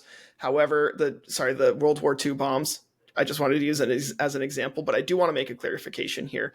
Japan only had some leaders who wanted to surrender. At the time, they were ruled by something called the Supreme War Council, and they needed all 6 members to sign off on the surrender. 3 of them wanted peace. 3 of them wanted to continue the war. And they only surrendered after the bombs were dropped when their emperor said, I want peace. And then the leader of the council...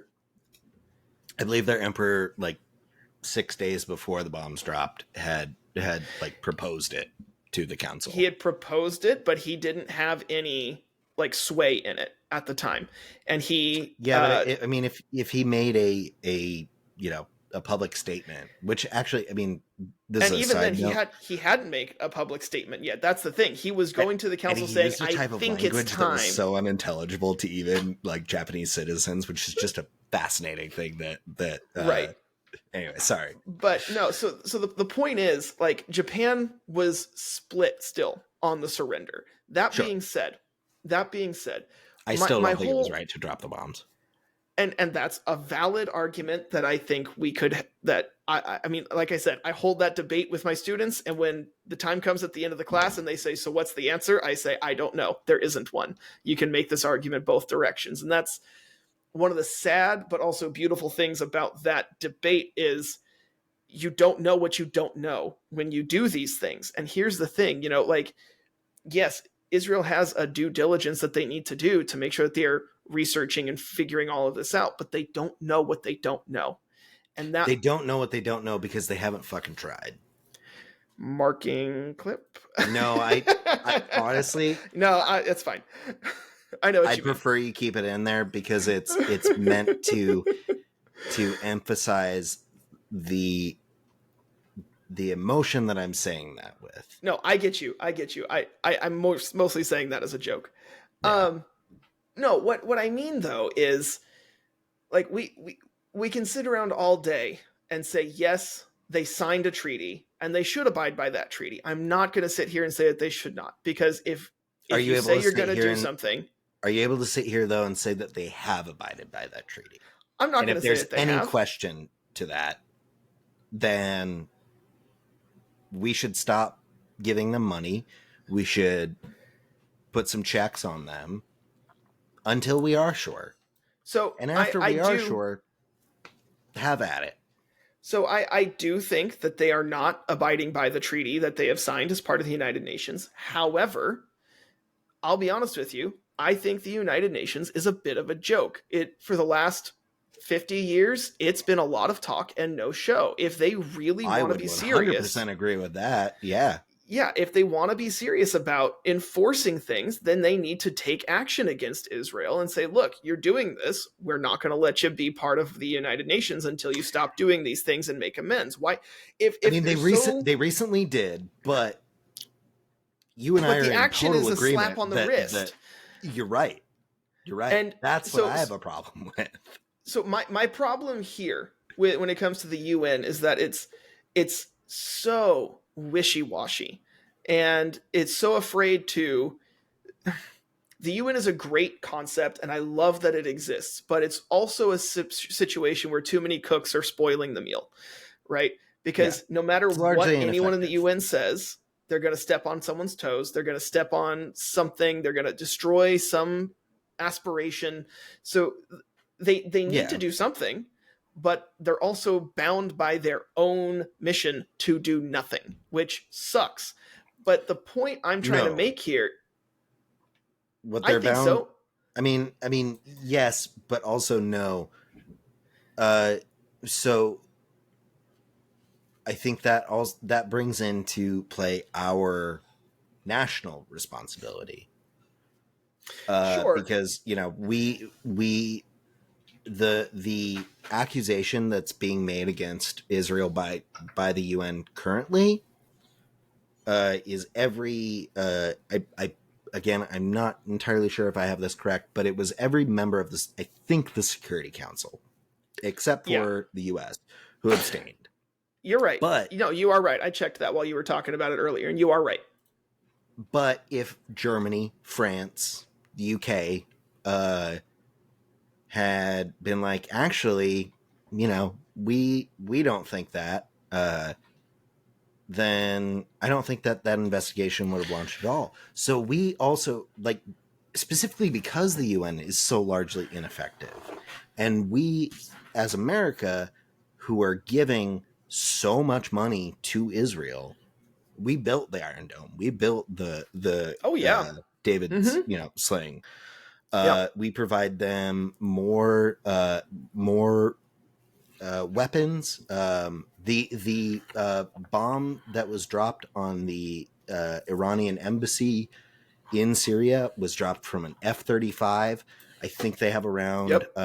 like 30 F-35s that have actually been delivered. They have an order for like another, 40, with more on the way. So because we have such an impact on their ability to commit atrocities, if they want to commit atrocities, and because I think that there's so much, at least reasonable doubt that they're not doing what they should be doing as our allies or as members of these organizations, we have a responsibility to not provide them any more ability to do that until we can verify that they're I not. I I agree that I agree with a lot of what you're saying, but for different reasons. So, Okay. um, I think you're absolutely right that we have um, the right, I would say, to stop funding them, and I personally think we should to some degree. I don't know how much. I Do don't you know. I think that we haven't have the looked into how much we responsibility should to stop continue. funding them? I Here's At the least thing. until we can The verify reason it? Here's why I'm going to say, you know what? I'm going to say yes because I'm thinking of what Okay. that word responsibility means, but I'm going to say yes, but again for a different reason. My reasoning here is you can say here's money, here's food, use this for refugees, use this for aid, but once you hand it over to them, you are not in control of what happens to that food or that money, right? You are in control of if they get But any more of that. exactly, you're in control of future flow of funds, and Right. I'm 100% with you there. So what I'm saying is I think we have a responsibility to stop it until we can confirm, simply because I think it's fiscally irresponsible of us to be throwing money at something for certain reasons, knowing that it's not being used for those reasons, and morally because it could be Okay. used for a lot Thank of you. different things. Now that being But also said, morally, because we don't know that it's not being used for these awful reasons, right? right. I Now just now need to also make sure that. You're on board with that Yes. part too. Yeah, I mean, look, I'm not going to sit here and say, "Oh no, I want my money to fund war crimes." Okay. I'm not going to sit here and say that. I'm not a terrible Okay. human being. No, like I'm kind of taking the piss here. I know you are. I know you, like, as my friend and as somebody who, you know, I've argued with for over a decade. I know that your morals would not support that, but also I really needed to make sure that it was like, It's good to make me make that distinction. that you were aware that that's also a big part of it. Or at least to make sure that I'm aware sometimes what I'm saying is clear in the way that I want it to be. Sure. Right. Yeah. What I will say though, I think personally my bigger issue is the fact that we are funding so many different people, so many different organizations, so many different things that right now very few of them as much as we are Israel. That's true. And that's not where I'm going with it though. I'm not going with like, oh, so it's okay to do this. I'm going with, we're funding so many countries and everything that right now it's our tax dollars are being used to blow up our other tax dollars. You know, some of the technology and missiles and everything that Iran has came from us. Those were launched. So that's our tax money launched at Israel, which is our tax money, which they used our tax money to blow up the tax money that was launched at them. And then Israel, in turn, launches drones, which guess where those come from? At Iran, who we also provide money to.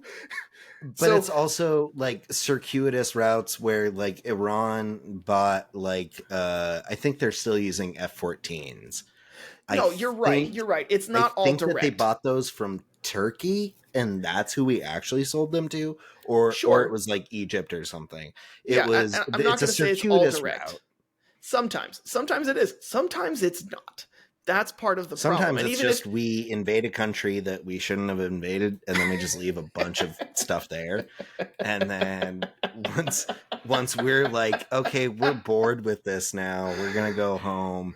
Now the entire Taliban has really nice new fancy M4s and M113 assault vehicles. Oh man, let's go, Brandon. Let's go, Brandon. Look, that, first of all, that plan was initiated. That deadline was initiated by, not Biden, by Trump.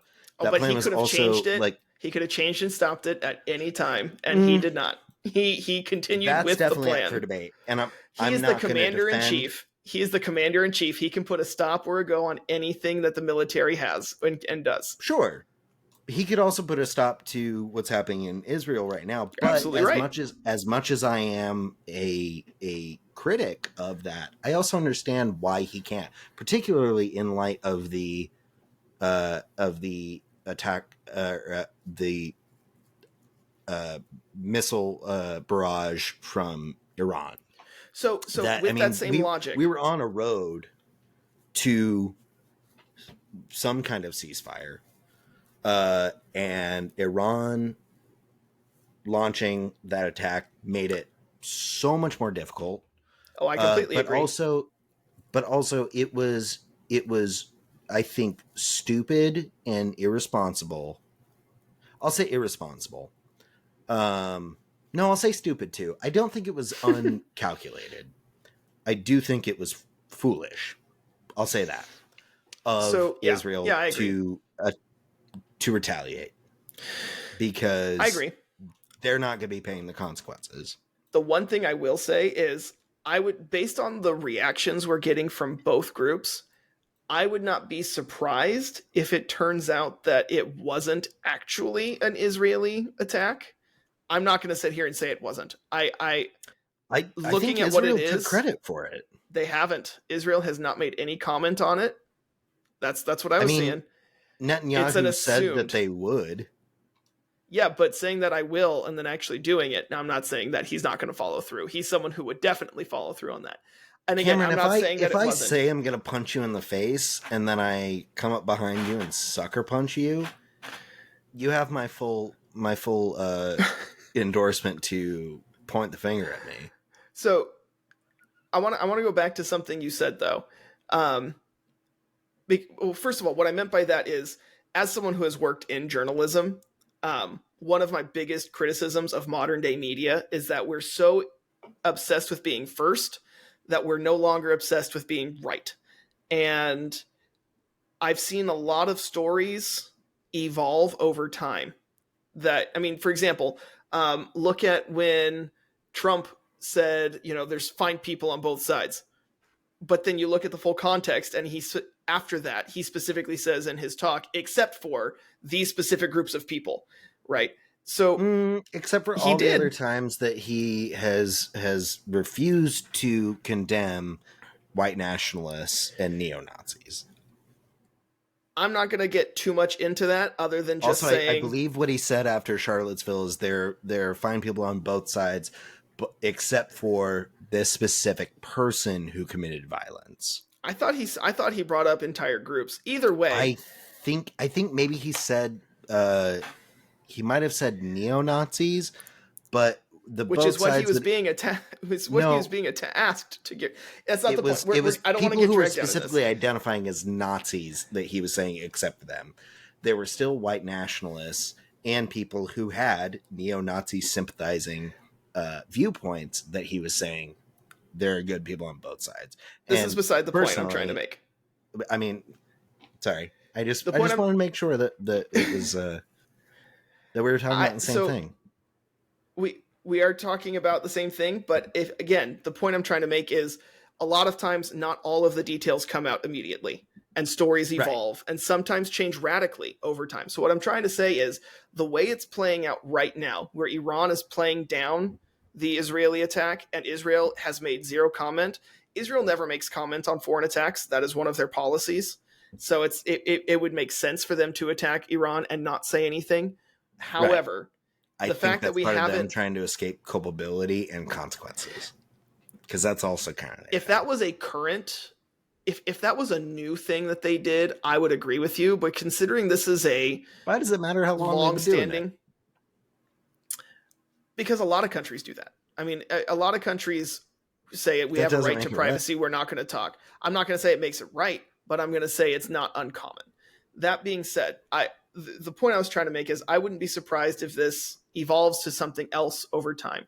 The other thing I wanted to bring up is, oh crap, you said something earlier that I was going to latch onto.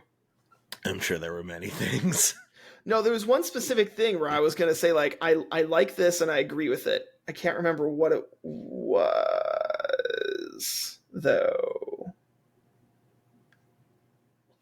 Oh, well, we're way over time, though. Do you have a context clue that... Yeah. I don't. Yeah. I think we've probably said all that we can say. I mean, it's... But... the one thing I want to make sure that I'm clear on is I'm not trying to say it's okay for Israel to do the things that they're doing, but if I were to put myself in their shoes, I understand why they do it. And I'm not going to say that makes it right. Absolutely. I'm not going to sit here. I'm not going to say that makes it right. I'm not going to say it's the only option, but I think we need to make the distinction here that, I mean, if the United States, if Canada or Mexico, I mean, look at what Mexican cartels do, right? And then the kind of response that we have to that. Now, granted, we're friendly with Mexico, and so we have a joint task force that tries to take those on. Right. But I mean, we respond aggressively to that kind of stuff. And so I think it's perfectly acceptable or expected for Israel to respond aggressively, just like it was for Ukraine to respond aggressively to Russia. Now, that all being said, again, doesn't excuse... Sure. That being said, it doesn't always excuse methods. There's some circumstances that are very different in there. You're absolutely right. You're absolutely right. Cartel, one is our response to the cartel is much more, and our response to it is much more surgical. With Ukraine was invaded, 100%, and they were defending. With the Gaza thing, like the October 7th attack was horrific. It's one of the worst global tragedies of the last I mean, at least 20 years, I think. And I'm not defending that at all. But I Oh, I also know you're think not. that, I mean, oh, I had. Oh, I also I don't want to discount that there are. I think I texted you about this. I don't want to discount that, like, uh, all Israelis are supportive of uh, Netanyahu's actions. There are, I think, a few months Sure. ago, maybe there were protests where like 10,000 Israelis protested against Netanyahu's refusal to meet for talks about a ceasefire. In Corvallis, I'm not going to name this group because I honestly I don't want to give them any more attention. Um, Mm-hmm. I don't think that they mean any harm, but a few weeks ago during Passover, they put out a thing on social media being like, boycott the Corvallis co-ops, um, because they're selling this one brand of like matzah and Passover Oh yeah, products, that was like and that was a nationwide thing. yeah. And so I sent them an email being like, hey, like, I get what you're trying to do. And I support like your larger advocacy for a Palestinian free state, but I think you're going about it a little like the wrong way. Hmm. I can And appreciate that.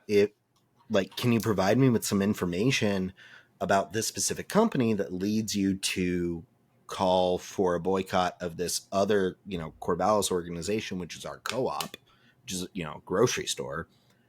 uh, why are you asking for a boycott of this whole grocery store because of this one product? And what's an alternative product that people can use? They sent me back an email, kind of clarifying some things. But then when I went back to their page, I had noticed that some of the things that I had complained about that they had stated had just seemingly changed to fit the things that they addressed in their email, uh, which I felt like was kind of them gaslighting. I hope what it really was them being like, oh, we were very unclear with our first iteration of this post. We're going to amend it to make sure that, there's no confusion. And then a couple days later, they issued just a full retraction. I think not because of what I said to them, but because they had talked to Yeah. other people in the community, particularly Jewish members of the Corvallis community, who said like, hey, actually, like, there aren't any other products that are produced outside of Israel. And this is actually like really damaging, and we don't support the actions of Israel. The people in Israel don't necessarily support the actions of Israel.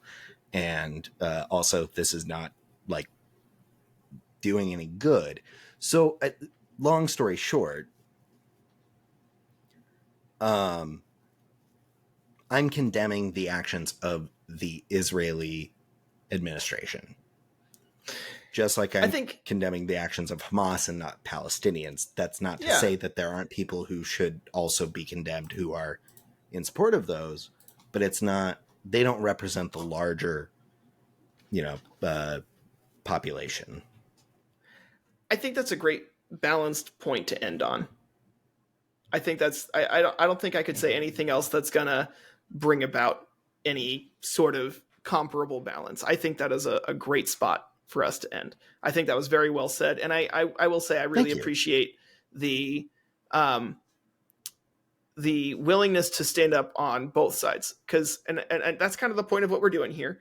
And I think that's something that we miss a lot of. I see a lot of people saying, "Oh, Israel's 100% justified," but that doesn't mean that what they're doing is right, And then you can say Hamas is 100% unjustified, but that doesn't mean that civilians should suffer in Gaza, right? And I think Right. it's important to take both of those stances. You Oh, can oh, have your cake and eat it too in this instance. You should be able to, and Yeah. that's really, I mean, if that's lost in just like the fact that we're debating, and the whole point of the show is to debate, I think you and I can both agree that the ideal solution is that no one dies, and that like everyone is able to at least compromise, and that we're realistic about, you know, compromise doesn't mean everyone gets what they want. It means everyone is able to prioritize certain things that they want, but also allow for the other party to get what they want. And that's, sure. I think, you know, you and I can at the very basic level agree that like we would prefer that to war. Oh yeah. 100%. So with that being said, why don't you give us our outro and I'll give you our fun fact. Okay. What? It's been so long. We haven't recorded in a couple weeks. I know. Thank you to Halcyon Club for providing our intro and outro music. They are actually... Oh, I have a retraction from last episode. Last episode, I said that my friend Andre was the front man of Halcyon Club. What I should have said is the front man, because they, I think, just got done spending like a certain amount of time, I think it was at least a week, like in the woods recording a new album. So that's cool. I've already heard some songs. I really like the lead single that they are planning for that album, but I like the other songs that I've heard that you can expect. And if you like our intro and outro song, please go support them. And I will keep you guys updated on the release of their newest album that is, I think, yet to be named. And with all that being said, did you know, Andrew, that 3 different founding fathers died on July 4th? Are 2 of them... Oh, no, that I'm thinking of... I think Jefferson and John Adams, they died on the same day. On the same day, which was the 50th anniversary of the Declaration of Independence, July 4th, 1826. No way. Wait, yeah. They died on July 4th? Uh-huh. Wow. Jefferson and Adams. And James Monroe, the 5th president, died on July 4th, 1831. Wow. I stood, when I was like 16, I visited Windsor Castle, which has Windsor Abbey. And I got to stand on the grave of King George III on July 4th. That is so cool. Yeah. I'm so jealous.